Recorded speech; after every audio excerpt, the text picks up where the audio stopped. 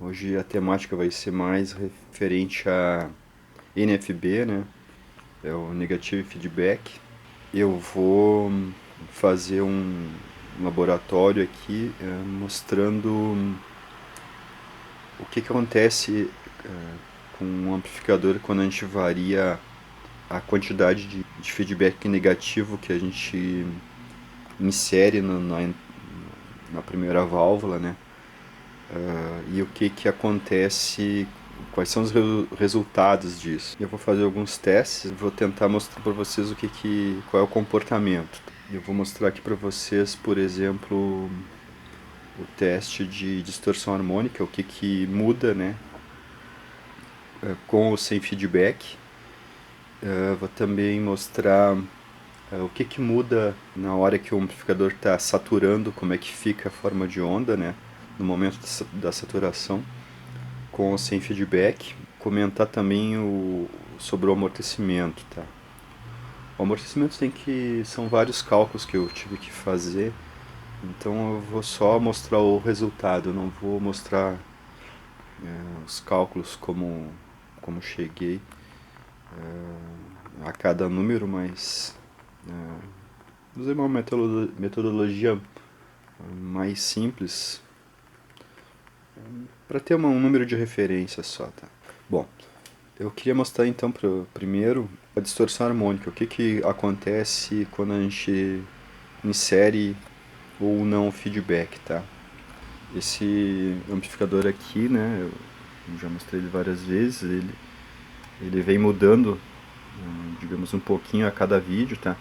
Agora eu tenho aqui um controle de feedback, né? Então eu insiro uma resistência de 500K, que é o resistor do feedback, digamos assim. Como vocês viram no vídeo anterior, o amplificador entra em oscilação quando o feedback está muito alto. Então, além desse potenciômetro aqui, tem um resistor lá embaixo de 470 ohms que eu tive que deixar como, digamos assim, resistência mínima. Eu não posso baixar muito de 470 ohms, que senão ele corre risco de oscilar. Então eu consigo variar o resistor de feedback de 470 ohms a 500K. Variação bastante grande, tá? Geralmente os resistores de feedback é 1K, 6K8, 10K, algum caso de 22K. Não passa muito disso. Então 500K dá pra dizer que é praticamente sem feedback, tá? O primeiro teste que eu vou fazer é da distorção harmônica. Então eu estou aqui com o feedback no nível máximo, ó, quando eu diminuo aqui, ó, estou inserindo o máximo de feedback na entrada do amplificador, né? Nessa condição eu tenho a menor distorção, o menor ganho e o maior amortecimento. Então eu vou mostrar aqui para vocês, ó. Estou aplicando aqui a partir do computador 1 kHz, tá? Com uma distorção bem baixa aqui. A placa de áudio ela está gerando uma distorção bem baixa. Se eu não me engano é 0,006, tá? Então é desprezível, né? Eu estou tirando aqui então do amplificador 6 volts, então vou medir a distorção nessa condição. Vou ligar aqui a função de distorção para chegar perto da distorção dele. Olha, é maior do que 0,1, né? E é menor do que 0,3. Então tá aqui mais ou menos a distorção a 6 volts, tá? Então deu, ó, então eu estou na escala de 0,3, né? Então vou ali nessa aqui de baixo, 0,14, tá? Porque se aqui é o 0,3, né? Aqui é o 0,3, aqui é o 0,2, aqui é o 0,1, então aqui é 0,14% de distorção harmônica, certo? O que eu vou fazer agora? Eu vou tirar o feedback e vou ajustar para que saia 6 volts na saída, no caso, a mesma tensão que a gente tem aqui. E vamos medir a distorção na condição de sem feedback, né? Com 500K de feedback. Ó, tô colocando 6 volts. E agora eu vou medir a distorção. Olha, eu tô na escala de 3% de distorção agora. Tá? Ó, é mais de 1 e é menos de 3. Então aqui, ó, aqui é 3%, aqui é 2%, aqui é 1,4% de distorção harmônica. Então a distorção harmônica aumentou bastante, né? Agora eu vou fazer um outro teste, mostrar para vocês como é que fica a saturação do amplificador com feedback e sem feedback, tá? Eu vou colocar aqui no osciloscópio. Essa saturação aí então seria na condição de praticamente sem feedback. Aí eu vou trocar para condição com feedback, tá? Notem que ele satura, parecido com o transistor, ó. Eu vou tirar o feedback e vocês vejam como fica a saturação. Vou aumentar um pouquinho mais a saturação ainda. Aqui, condição com mínimo de feedback. E agora eu vou trocar para condição com máximo de feedback, tá? Vejam que a onda apresenta cantos quadrados, né, como do transistor praticamente. E assim, né, sem feedback, os cantos ali ficam arredondados. Então, vejam que muda a distorção. Vou colocar uma onda triangular para você ver como é que fica. Ó, vou baixar aqui, ó. A ponta da onda ela fica arredondada, e na outra condição, que é com máximo de feedback, ela fica praticamente quadrada na ponta. Então vou trocar mais algumas vezes, tá? Então assim é com feedback e assim é sem feedback, tá? Vou voltar para senoidal. Então, sem feedback, com feedback, sem feedback, com feedback. Satura quase igual a transistor, né? Fica quadradinho ali no canto. Vou trocar a condição.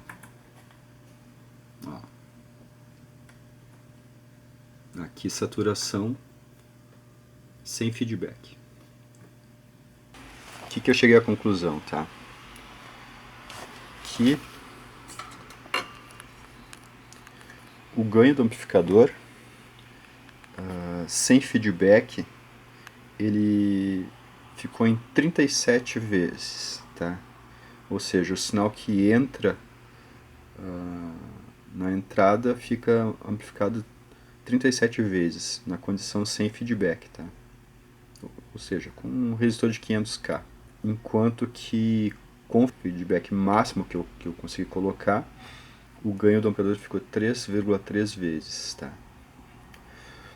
O THD sem feedback ficou 1,4% e o THD com feedback, né, ficou 0,14%. O amortecimento que eu medi e calculei, como é que eu fiz? Eu deixei o amplificador com a saída aberta, com 6 volts, tá?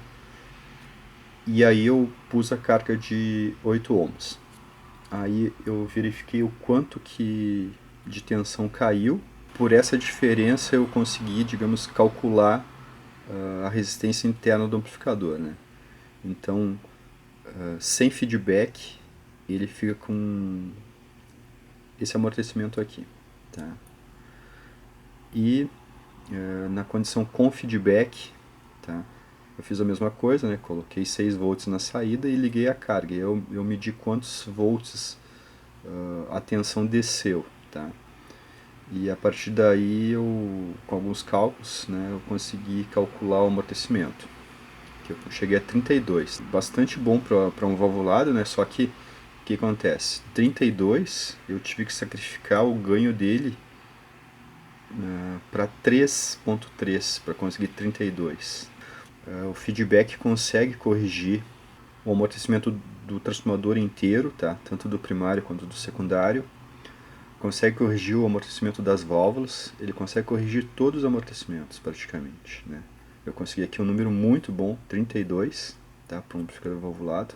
Porém, para ele conseguir fazer isso, a gente sacrifica o ganho imensamente, tá? Porque esse sinal, que é o feedback, ele é ao contrário do sinal de entrada. Então, é como se ele atenuasse o sinal de entrada para poder fazer a correção de ganho do amplificador. Tá? Então, quanto mais proporção de feedback, que é esse caso aqui, mais a gente consegue corrigir o amplificador. A saturação da onda, né, nesse caso aqui, fica quadrada, fica igual de transistor. E no caso sem feedback, a saturação, né, fica arredondada. Como é o que todo mundo acredita, né, da saturação da válvula, né? Que ela satura, digamos assim, de forma mais agradável, né?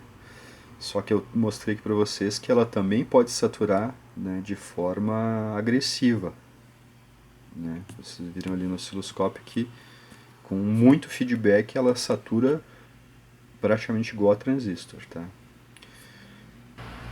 Vamos ver, talvez eu faça um vídeo de demonstração de novo desse amplificador, tá? Nessas condições de baixíssimo feedback e altíssimo feedback, né? Não sei se vai dar pra captar com a câmera, mas de repente eu vou tentar fazer.